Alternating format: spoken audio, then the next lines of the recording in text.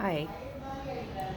This is a recording of Schools of Management Thought by Mr. V. Murugesh. It is for the students of BCom CA in Tamil Nadu who are in the second semester.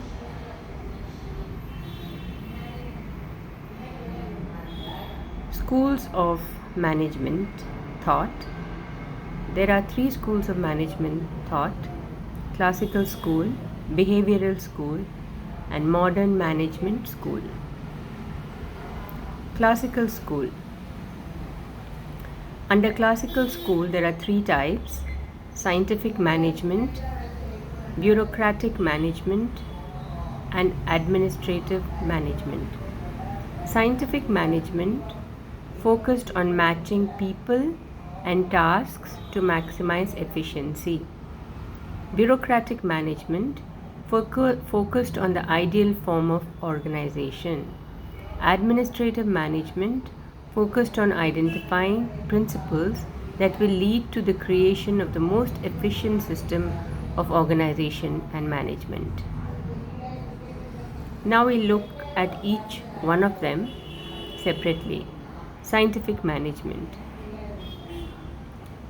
So, scientific management arose because of the need to increase productivity and efficiency.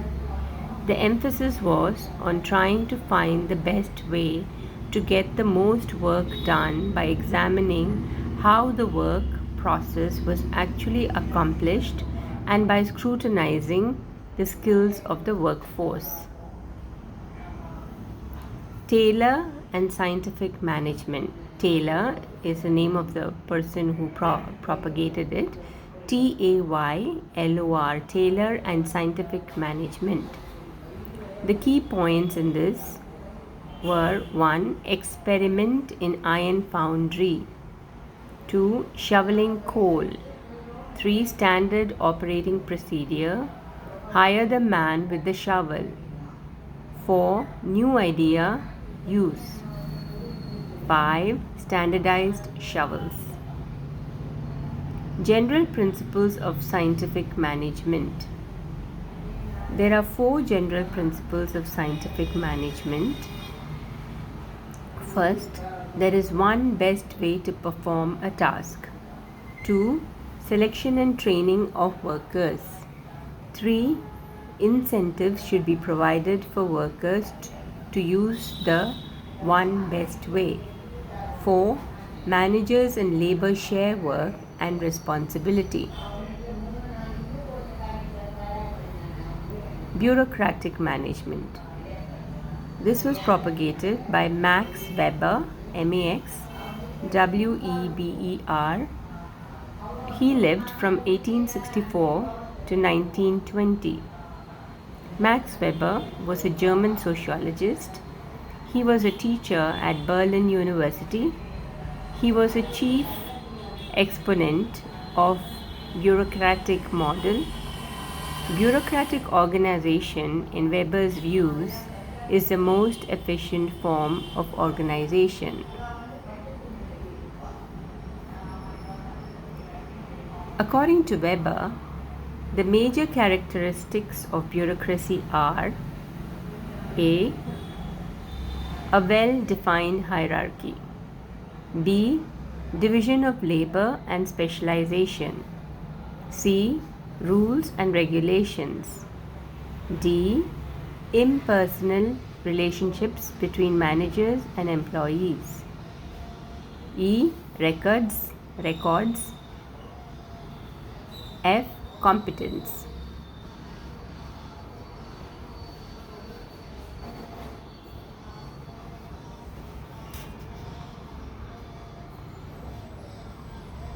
Administrative management.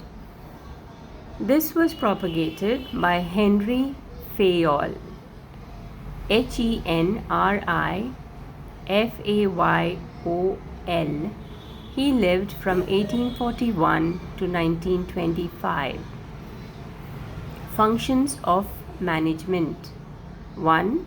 To forecast and plan. 2. To organize. 3. To command. 4. To coordinate, and 5. To control. Principles of management. 1. Division of work. 2. Authority. 3. Discipline. 4. Unity of command. 5. Unity of direction. 6. Subordination of individual interests to general interest. 7. Remuneration of personnel. 8. Centralization. 9. Scalar chain. SCALAR. Scalar chain. I don't know what that is. You'll have to find out from your professor. 10. Order. 11. Equity. 12. Stability of tenure of personnel. 13. Initiative. And 14. Esprit de corps. This seems like a French word, and I'll spell it for you. ESPRIT. Spirit is esprit or spirit. DE. Corps. CORPS. So you write it spirit space D space corps. Limitations of the classical school of management. 1. Reliance on experience. 2. Untested assumptions. 3. Failure to consider the informal organization. 4th. Unintended consequences. 5th. Human machinery. And 6th. Static conditions. Disadvantages of bureaucracy. The system suffers from too much of red tape and paperwork. The employees do not develop belongingness to the organization.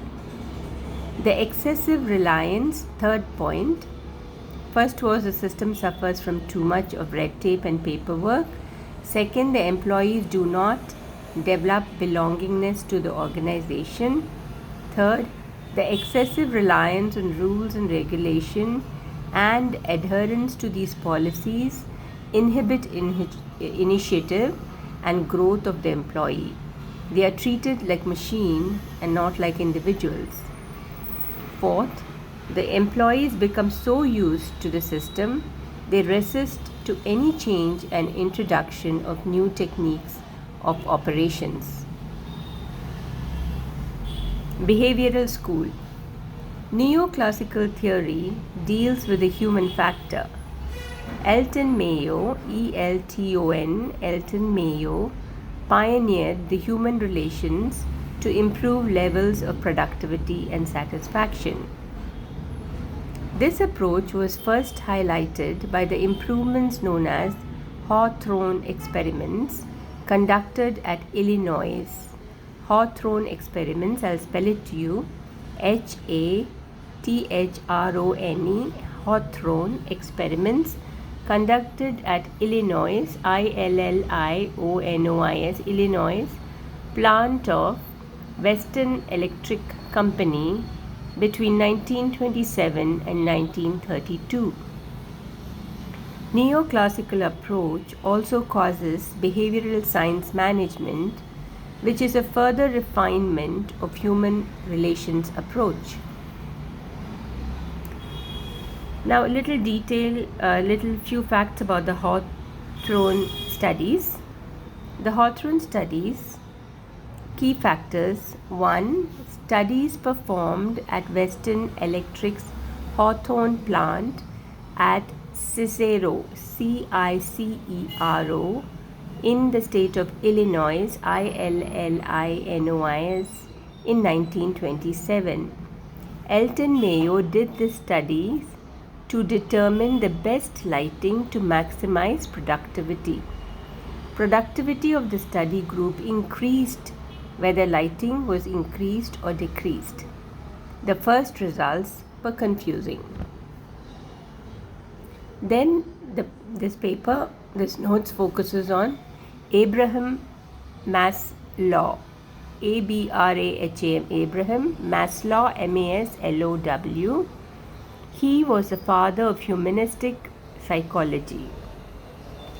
Theory of motivation / hierarchy of needs, psychological safety, social system, and self-actualization. That was his focus. The theory of motivation and hierarchy of needs was his focus, in which there were the following four parts, where parts were emphasized.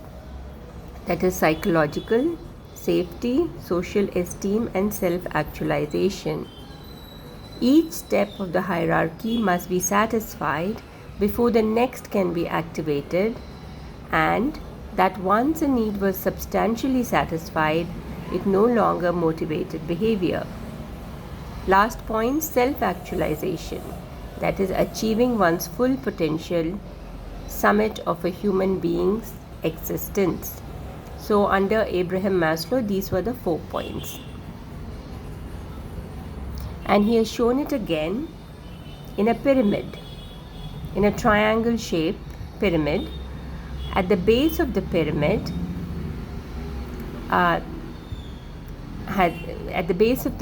is the first column, where it is titled physiological. Sorry, it was not psychological, it is physiological.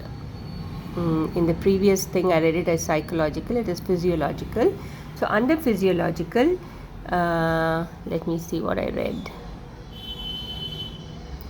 In the theory of motivation, hierarchy of needs, what are the main topics? It's physiological, safety, social esteem, and self-actualization are the 4 points, and which is shown again in the pyramid. Within the base of the pyramid, the first column is the physiological aspect, which includes breathing, food, water, sex, sleep, homeostasis, and excretion. Above that comes safety, the second column.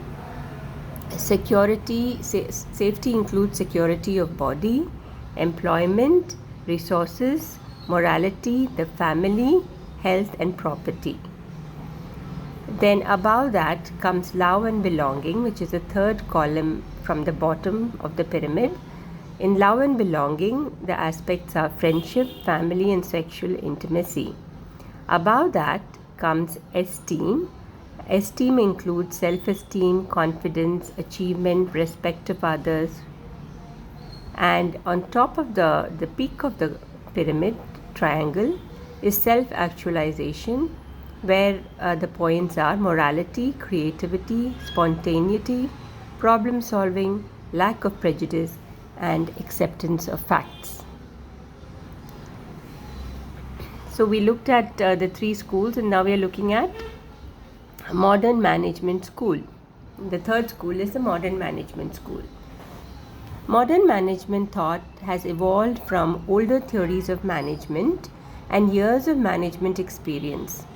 Additionally, supporting and conflicting theories have been offered over the years, leading to more confusion. Decision theory approach. Decision theory school focused on the managerial decision making, which in its view is the core management task pervading all management functions. Management science theory.